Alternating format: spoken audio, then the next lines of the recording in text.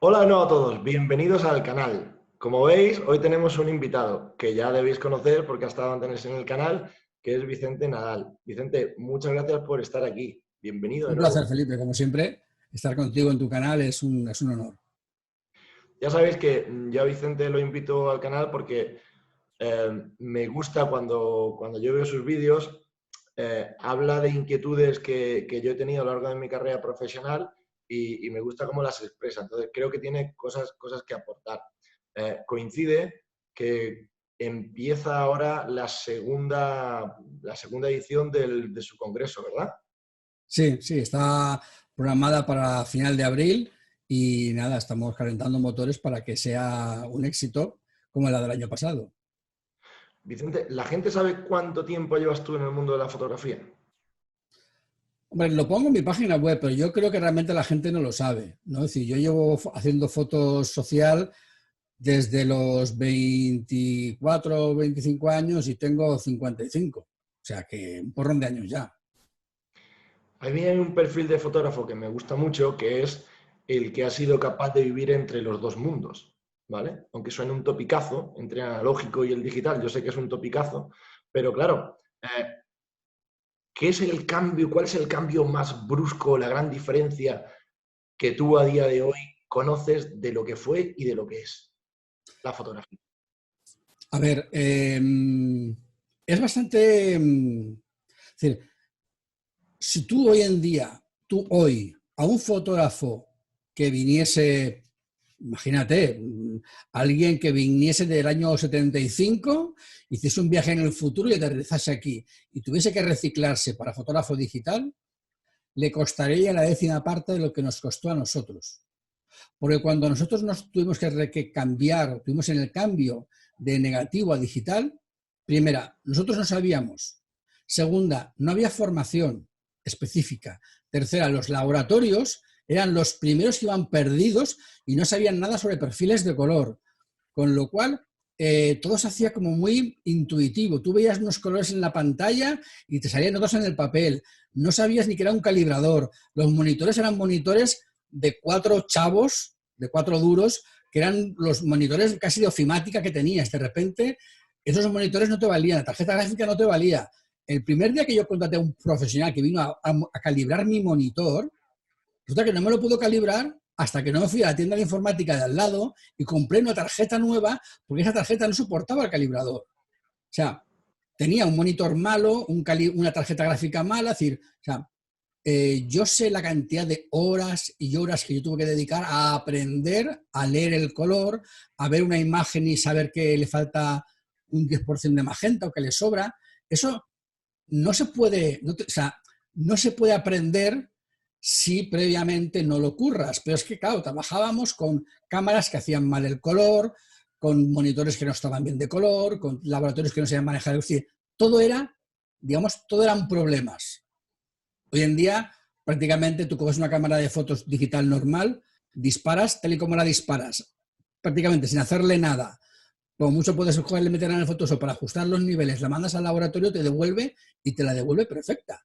Es decir, todo eso que nosotros tuvimos que sufrir, ese sufrimiento ya se ha eliminado. Con lo cual, eh, la gente que empieza ahora en la fotografía digital no se da cuenta de, de todo lo que tuvimos que pasar. Yo tuve que volver a aprender a hacer fotografías. Es decir, yo iba con mi Brónica, con mi negativo, iba con doble flash y sabía que hacía ciertos parámetros y la foto salía. Imagino que luego detrás estaba el laboratorio ajustando ese negativo. Pero cuando yo fui con los mismos parámetros a hacer una fotografía digital, me di cuenta que la foto no salía. Tuve que simplificar, volver a un solo flash y poco a poco volver a aprender a hacer fotografía. Yo recuerdo que hice una primera boda con la cámara digital, vi lo horrible que salió, cogí la cámara digital, la guardé en el cajón, volví a la Brónica, estuve 3 meses pensando qué hacer y lo que hice fue, la decisión que tuve es, voy a hacer prácticas en la fotografía de estudio. Cuando venga un cliente de estudio, voy a hacer mi sesión de fotografía de estudio con negativo y tiraré algunas fotografías con la cámara digital para ir comparando e ir acostumbrándome a ver cómo puedo conseguir que la cámara digital me dé un resultado similar al del laboratorio, para acercarme a él. A base de aprender y de pasar muchos meses haciendo eso, conseguí tener la suficiente, digamos, solvencia subjetiva de que yo era capaz de hacer una sesión digital tan buena como la habría hecho con la Brónica. Y empecé a hacer series con la Brónica. Y esas sesiones de fotos que hice de estudio con la Brónica, digo, con la Fuji S2, con la cámara digital, fue las que me permitieron aprender suficiente como para decir, vale, ahora ya puedo hacer una boda con la cámara digital. Pero tardé 1 año y medio en ese proceso. O sea, fue realmente complicado y difícil, ¿no? Es decir, lo que parecía que era, uy, nos ahorramos el coste del carrete y el coste del revelado. Sí, sí. ¿Y la cantidad de horas que tienes que poner tú después? Nadie pensó en eso. Al final, lo que sucedió fue que los precios se mantuvieron, los costes se dispararon, porque las cámaras digitales había que renovarlas muy a menudo porque estaban todas en mejora constante, y encima el tiempo que dedicabas a procesar las fotos era mucho mayor. Con lo cual realmente perdimos todos como entre un 30 y un 50% de ingresos en función de las horas que trabajábamos, y muchos fotógrafos grandes de aquella época digamos, fallecieron fotográficamente y desaparecieron porque no se pudieron adaptar. O sea que realmente, digamos, los fotógrafos tuvimos una crisis propia, porque además esa crisis propia sucedió en una crisis económica, en la de 2008, 2007. Entonces, coincidió la crisis del cambio con la crisis económica y fue verdaderamente una debacle, fue eso un cataclismo, un cataclismo. Yo sé que, yo creo que como todos, porque todos hemos puesto en algún momento en Google Vicente Nadal, marketing para fotógrafos, en algún momento lo hemos puesto. O cuando la última vez que viniste al canal hablamos de SEO. Pero en este congreso nos vas a hablar precisamente, o vamos a tener gente que hable de estas experiencias del negocio de la fotografía, ¿verdad? Sí, a ver, yo considero que la fotografía como tal es una actividad lúdica, es una actividad apasionante, es una actividad que puede ser simplemente un hobby, ¿vale? Como quien le gusta jugar al futbolín, jugar al billar o jugar al ping-pong o a los dardos. Pero también hay gente que es profesional de los dardos en Gran Bretaña, o profesional del billar en Gran Bretaña, ¿vale? Me encanta ver el snooker, es un juego de billar muy complicado que juegan en Gran Bretaña y que me encanta. Casi de cualquier afición podrías hacer un modo de vida. Lo que pasa es que en la fotografía en particular, digamos que tenemos una visión muy romántica de, ay, me encanta hacer fotos. Muchos chavales jóvenes empiezan con sus fotografías en su teléfono, una pequeña cámara, la gente de alrededor le anima, y qué buenas fotos haces y tal, ¿por qué no vendes tus fotos? Porque, oye, pues yo te contrato, tal. Y empiezas como que dejándote querer, ¿no? Cuando por fin quieres vivir de la fotografía te das cuenta de que, anda, es que no se trata de hacer solo fotos. Pues no, tesoro. Justamente lo menos importante para vivir de la fotografía es hacer fotos. Lo más importante es vender las fotos. Con lo cual, hay gente que como que se da como un baño de realidad y dices, ay, yo no me esperaba esto, y tengo que escribir un blog, y tengo que hacer... pues sí, es que yo solo quiero hacer fotos. Ya, es que no funciona así. Entonces, eso es un poco un problema, ¿no? El que desde fuera, digamos, desde la calle o desde la lejanía, ves a la fotografía como algo fantástico, maravilloso, divertido, pero realmente lo que no se ve es que el 10% del tiempo es hacer fotos y el 90% del tiempo es gestionar un negocio. Y que hay que estar predispuesto a gestionar ese negocio. Que eso es un cambio de mentalidad importante. Es un cambio de Sí. mentalidad importante. Sí, porque realmente, fíjate una cosa, es decir, si alguien piensa en montar un bar, sabe que va a tener que estar haciendo una serie de actividades, ¿vale? Comprar de proveedores, controlar el stock, cuadrar la caja, eso ya te lo imaginas. Si montas una papelería, 3/4 de lo mismo. Es decir, como que hay ciertos negocios, ciertas actividades que la dimensión empresarial como que ya parece como que va inherente. Pero fotografía parece como que no. Como yo simplemente hago fotos y llega el dinero. Hago fotos y llega el dinero. Y los clientes llegan porque hago fotos. Pero es que no es así. Ni parecido. Es decir, decir, sí que es cierto que puedes tener la suerte por tu manera de trabajar, que tengas un tipo de estilo que sea muy llamativo y que tengas mucho boca a boca y que te venga mucha gente y que además te permita cobrar un precio alto y vivir muy bien.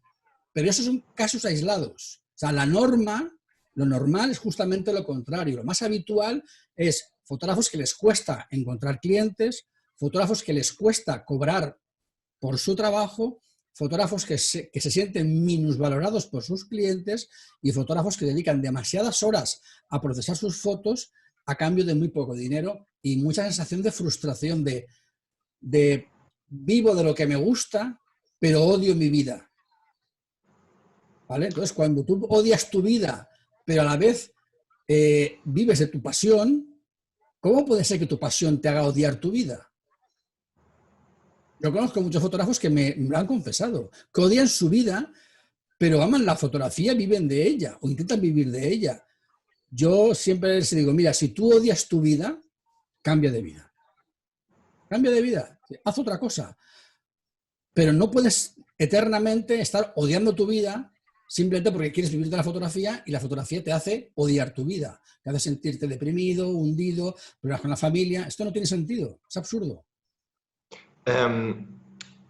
¿Cómo ves tú el panorama general? La gente le empieza, o sea, aunque no tengan ni idea de estas cosas o que sea de lo que menos formación hay de este tipo de conceptos, el negocio, el marketing, el cambio de actitud, todo ese tipo de cosas, es de lo que creo que hay menos formación, sobre todo en español.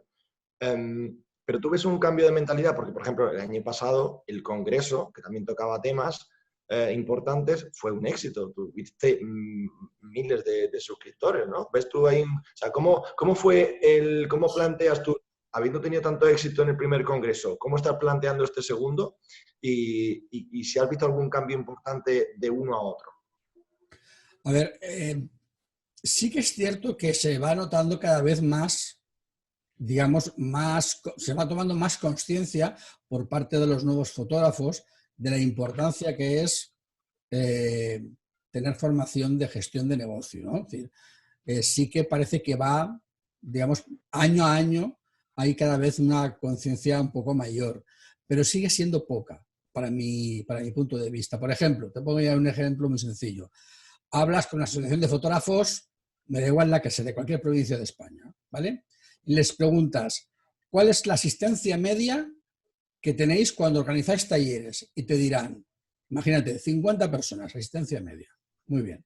De repente cogen y me llaman a mí para que yo haga un taller sobre redes sociales, Facebook, gestión de negocio, marketing, lo que sea, y acuden 25. No tiene sentido.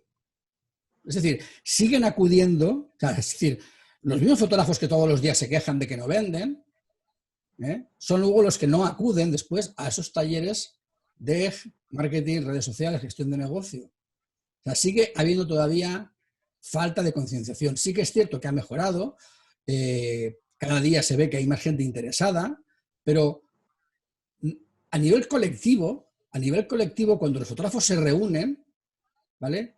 Siempre hablan de, ay, me gustaría aprender a hacer las fotos de comunión como fulanito o como fulanita, me encantaría que ver cómo trabaja, que es fotógrafo neozelandés y tal y cual, ya, pero es que hacer las fotos no te da de comer, te da de comer venderlas. O sea, yo siempre digo que un fotógrafo vive de vender sus fotos, no de mejorar sus fotos. Porque si nos pusiéramos en ese plan, un fotógrafo se pasaría todos los años estudiando cómo mejorar sus fotos eternamente para venderlas. ¿Cuándo? Cuando te jubiles. No tiene ningún sentido, ¿no? Fíjate, tú que sabes de finanzas, sabes perfectamente que el crack de Wall Street fue porque se valoraban las empresas por la producción. Cuanto más producían, más valor tenían, pero luego lo que producían nadie lo vendía. Como nadie lo vendía, se atiborraron de stock y quebraron todas. Hoy en día ya nadie valora una empresa por su producción, sino por su saneamiento financiero, ¿no? Que es más lógico. Es decir, yo produzco pero vendo, y vendo bien y gano dinero. Y si tú ganas dinero, me interesa comprar acciones, pero no voy a comprar acciones porque fabriques mucho si luego no lo vendes, ¿verdad? Pues eso es un poco lo mismo, ¿no? Es decir, tú te quieres cotizar a ti mismo por tu calidad de tus fotos, pero ¿a quién se las vas a vender? ¿Cómo se las vas a vender? ¿Quién es tu cliente? ¿Qué le vas a decir? ¿Qué propuesta diferencial? ¿Cuál es tu estilo? O sea, todo eso falla. Y si todo eso falla, ¿cómo pretendes vivir de la fotografía? Cuando hablas de la mentalidad y, pues, por ejemplo, este ejemplo que tú me has puesto lo aprendí yo de una fotógrafa australiana que se llama Sue Bryce, que decía, yo no puedo ser creativa todos los días.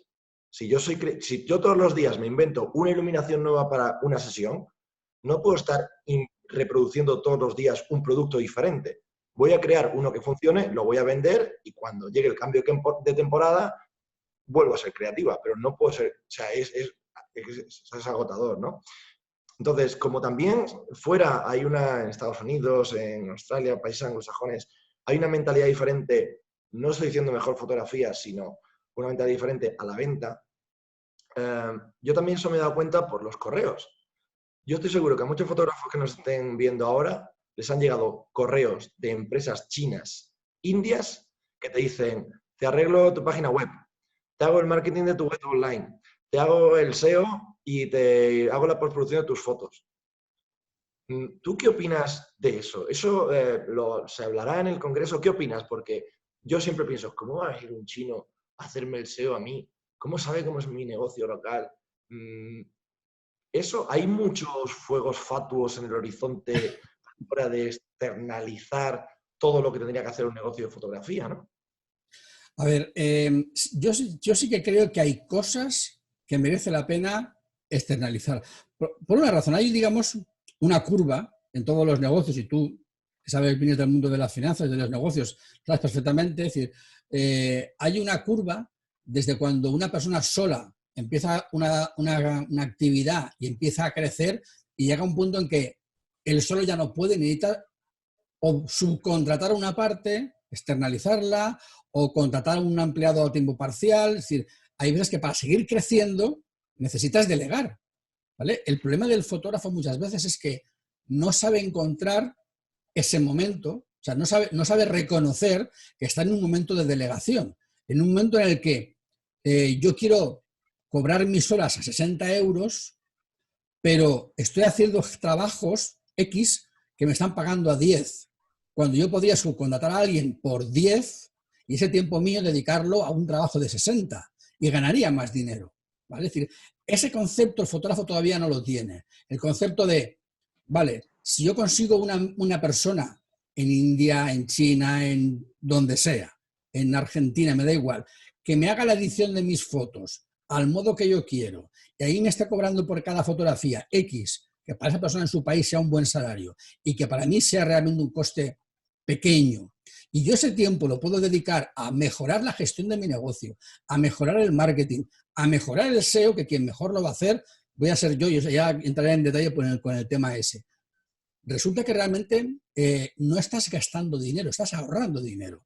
Ese es un poco, digamos, parte del problema de algunos fotógrafos que están en una fase de crecimiento y cuando llegan a esa barrera se bloquean y no saben continuar, porque no saben delegar o porque no se dan cuenta de que el problema está en que necesitan delegar para liberarse de horas, precisamente porque esto yo siempre pongo un poco el ejemplo de en unas charlas que doy yo, que digo, nadie se le ocurría pensar que las decisiones de la planta Ford de Almusafes la tomase la cadena de producción, la toma el general manager, ¿verdad? Pero el general manager es una única persona que tiene tiempo libre justamente porque hay 10.000 personas trabajando en la planta. Si tuviese que él montar los coches, no podría montar 100 coches al día, montaría uno al mes.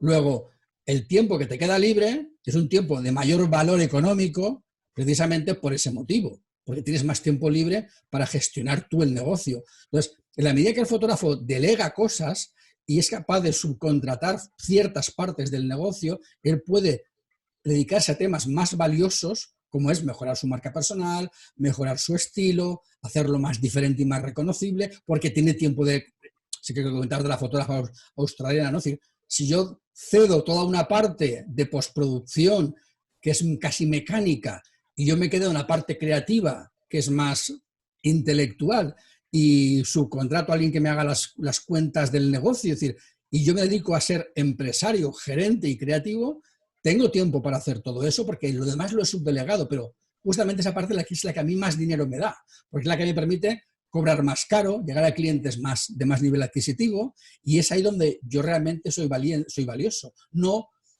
pasando un ajuste de niveles a una foto o quitando una marchita a una cara a alguien, que eso realmente a mí no me da dinero, ¿no? Es decir, hay un momento en el que el fotógrafo debe darse cuenta de que debe de ir compartimentando su actividad e ir subdelegando para poder seguir creciendo, para poder crecer en facturación y poder crecer en coger más trabajos y poder crecer en cobrar más caro, poder crecer en tener una marca personal más fuerte y más sólida, y eso solamente lo puedes hacer si, llegado a cierto nivel, subcontratas y delegas.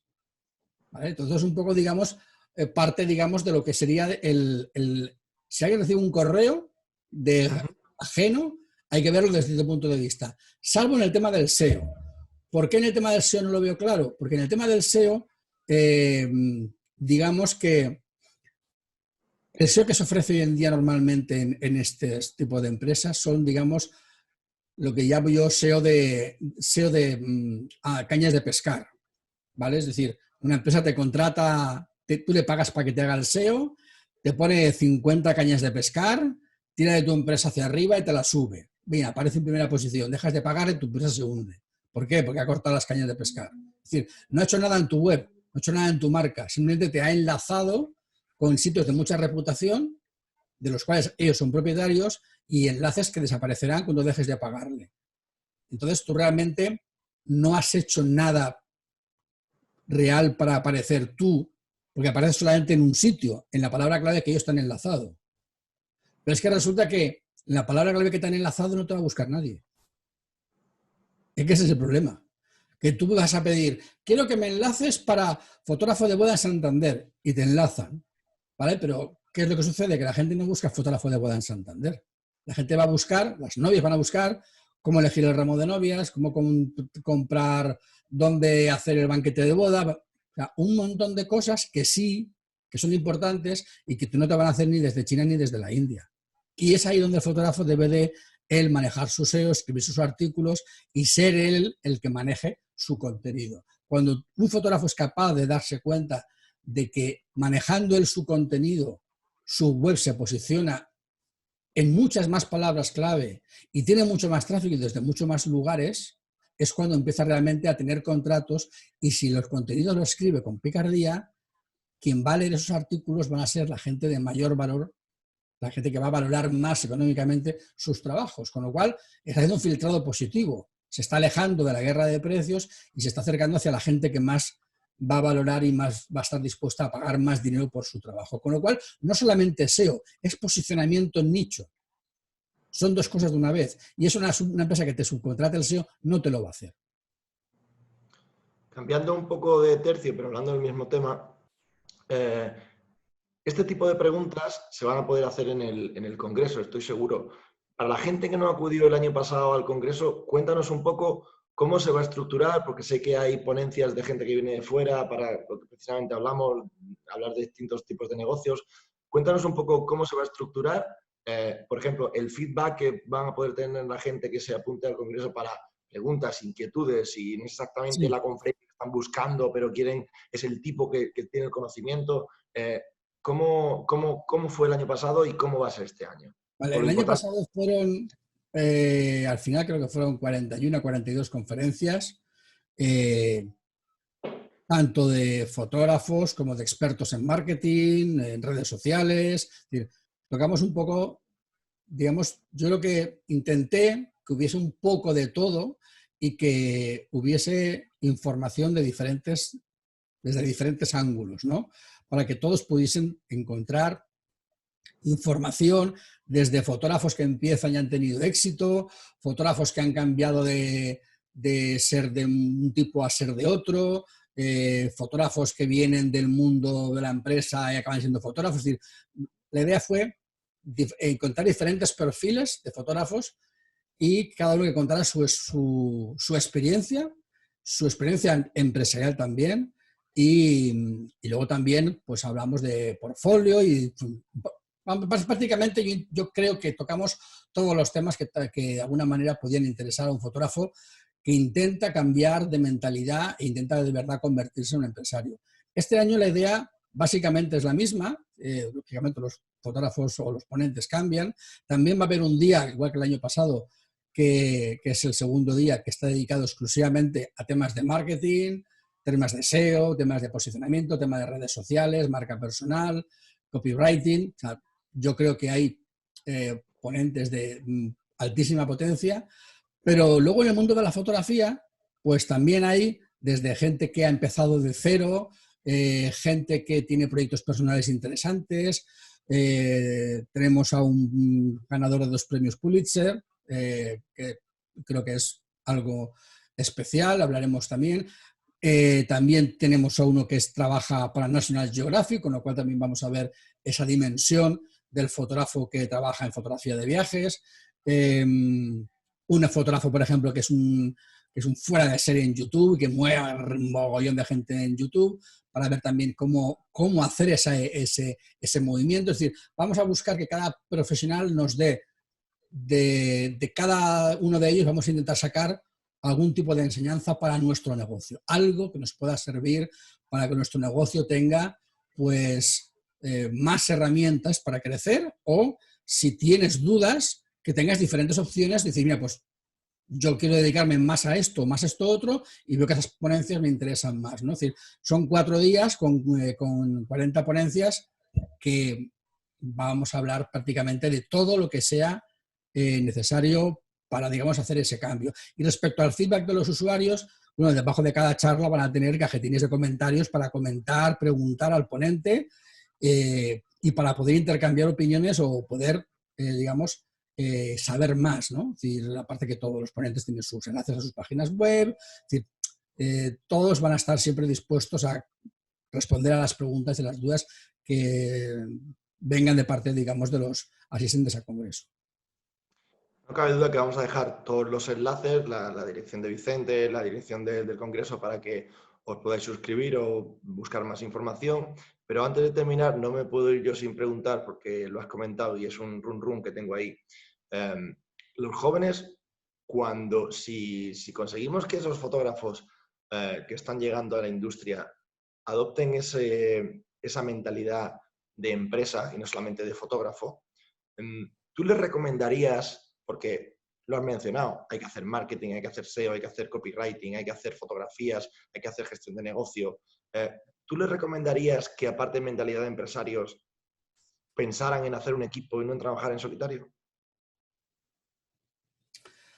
Sí, no es nada descabellado. De hecho, te puedo decir que los negocios de fotografía, digamos, está claro que en España se oyen fotógrafos de modo individual, ¿no? Es decir, pues, la gente a lo mejor conoce a Johnny García, Valentín Gamiz, hay nombres de fotógrafos que de alguna manera suenan.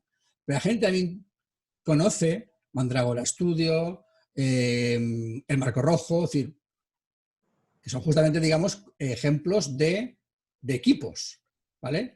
Bien, yo me pregunto, ¿la gente sabe realmente si tal o cual fotógrafo es él solo porque ponga su nombre? Porque me consta que alguno de esos fotógrafos que aparece su nombre nada más, me consta que tienen un equipo.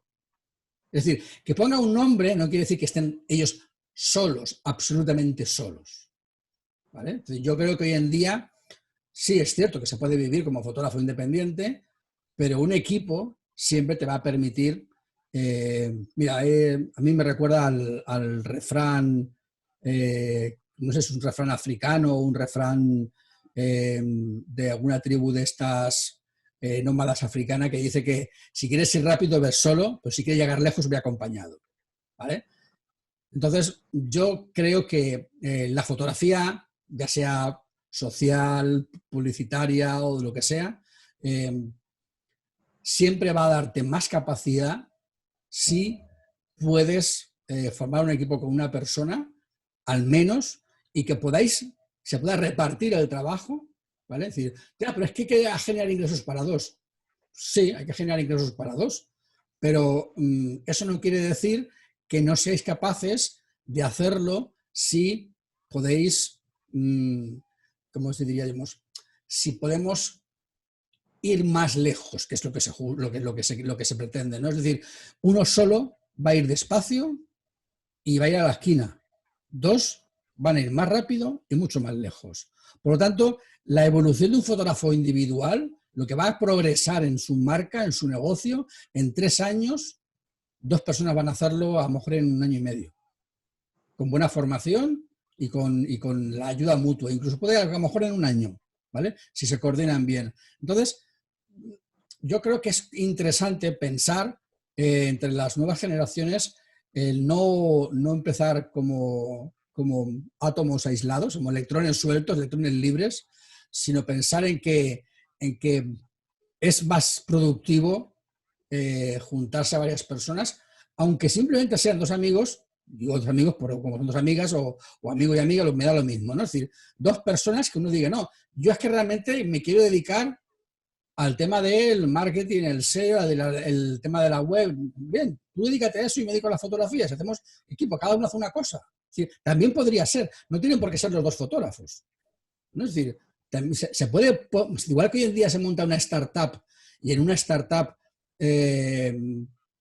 cada persona de la startup se dedica a un área diferente, ¿por qué no podemos montar un negocio de fotografía entre 2, 3 personas en la cual en esa empresa, en ese prototipo o proyecto de empresa, cada uno se dedica a una cosa y uno se dedica a la fotografía y otro a la gestión de negocio o a la gestión del marketing? Es decir, o sea, yo creo que nos falta entender que la fotografía también se puede gestionar de esa manera y que no necesariamente una sociedad de 2 fotógrafos ha de ser porque los dos hagan fotos, no tiene por qué. Me parece este enfoque de mentalidad de negocio, me parece infinitamente interesante, pero nos vamos a esperar al Congreso para poder tener todas estas charlas.